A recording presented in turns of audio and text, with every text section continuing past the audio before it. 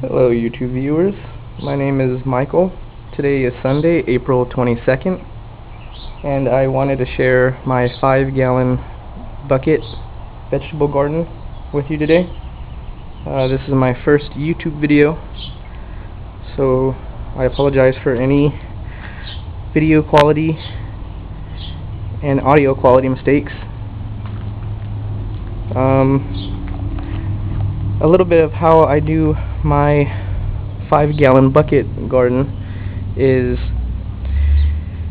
I use obviously 5-gallon buckets like we see here, and I use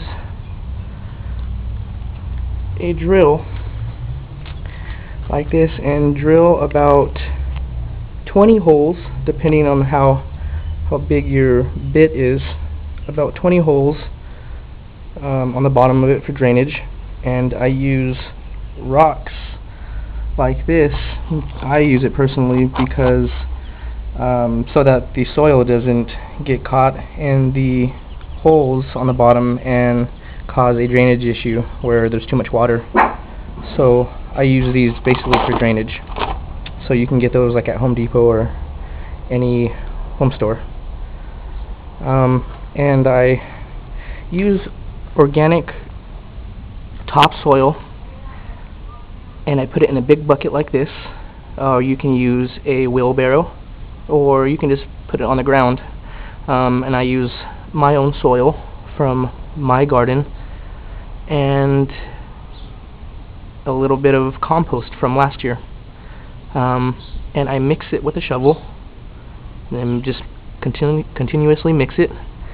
And the plants I'm about to show you were about this big in size at first before they went into the 5-gallon bucket, and they were relatively this big in size. This is a sweet banana pepper, and after I mix all that up, I transplant a plant that big into these 5-gallon buckets. And these have been in here for about 3 weeks now. And what I have here is a California Golden Wonder, or Golden California Wonder bell pepper, which turns green to yellow, and they are sweet.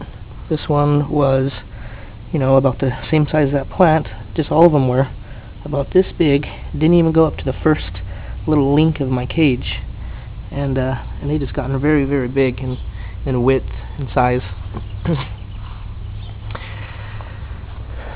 Here is my yellow Pear Heirloom Tomato plant, which give out cool looking little pear-shaped yellow tomatoes, and they're very, very good to eat.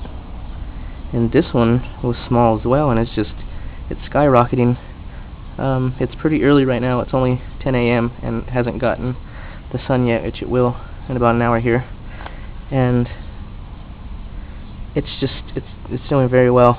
And there's the little flowers growing out. I'll definitely show an update of those in about a month.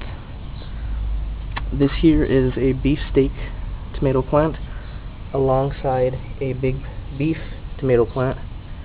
I put two together in this bucket, again with about 20 holes drilled into the bottom for drainage. There's nothing like overwatering your plants. You'll kill them definitely if you overwater them, so it has to have good drainage. Next tomato plant I have here is a Better Boy tomato plant. This one's doing very, very well, but I believe that this first tomato has blossom end rot, because it is starting to look like it's rotting on that bottom blossom part. So it's either that and or together with a phosphorus deficiency, because it seems like my veins on the leaves are turning really dark in color. And I wish I had better quality so I can show you guys. Maybe you can give me some feedback on that. But other than that, it's still growing and it's producing. As you can see here, here's like a little smaller one and they're everywhere.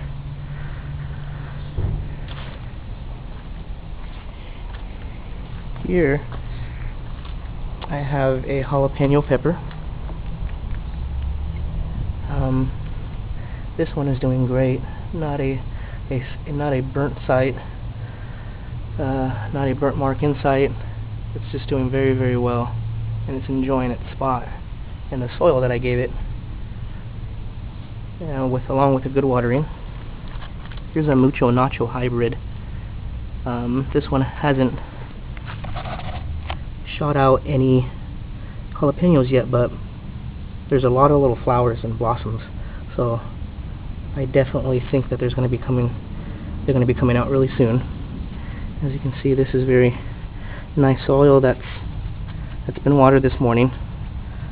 I watered it about 8 a.m.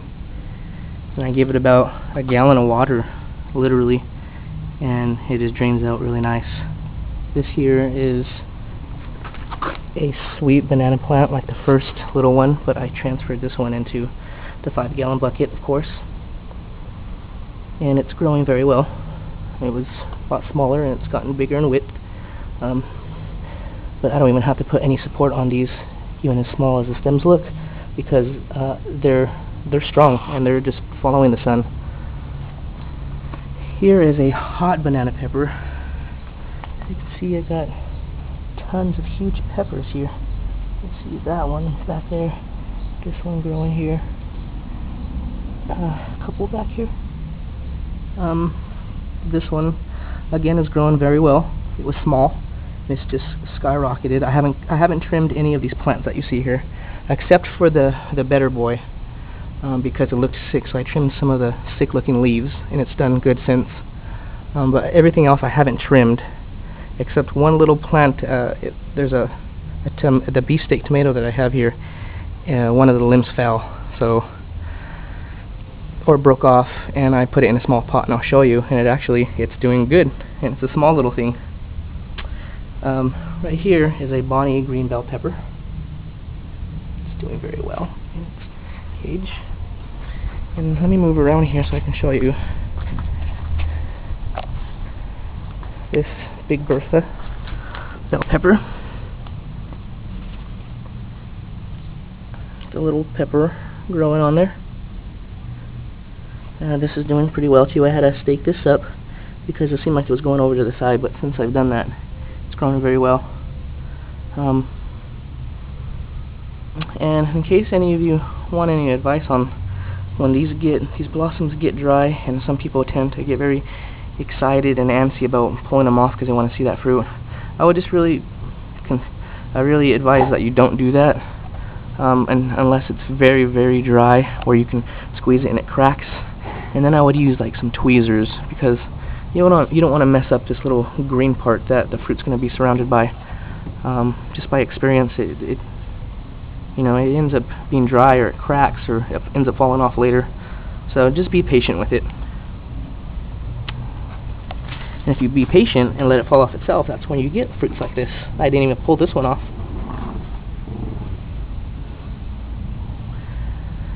So that is my 5-gallon bucket method. There is 2 plants in terracotta pots. Terracotta pots do very well. There's another sweet banana pepper, and this is cilantro, or cilantro. Depends how you say it. Either way, it's okay. And here's cages. I would definitely recommend that you get some cages. They're not very expensive, at the most like $5 for these little metal cages. Or maybe borrow some from a friend. But I would definitely have these because it tends to let the plants just go straight up and give it lots of support, especially when they fruit out. Like the big fruits like that one. It gives it support and stuff. So. Okay, so just a quick run through. A wheelbarrow or a big bucket to mix your soils in. I wouldn't use any steer manure.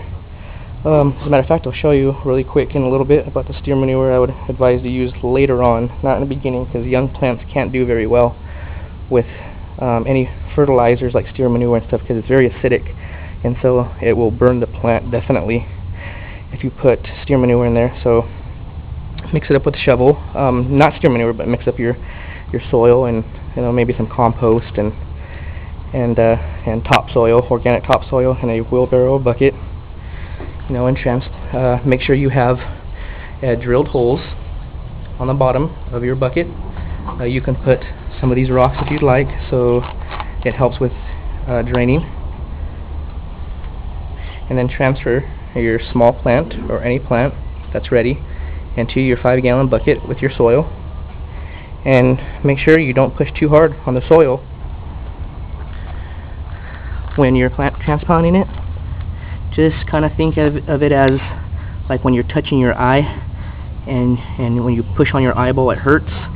You don't want it to hurt the soil, so you barely push on it, just barely, and cover the bucket when you're putting your soil in.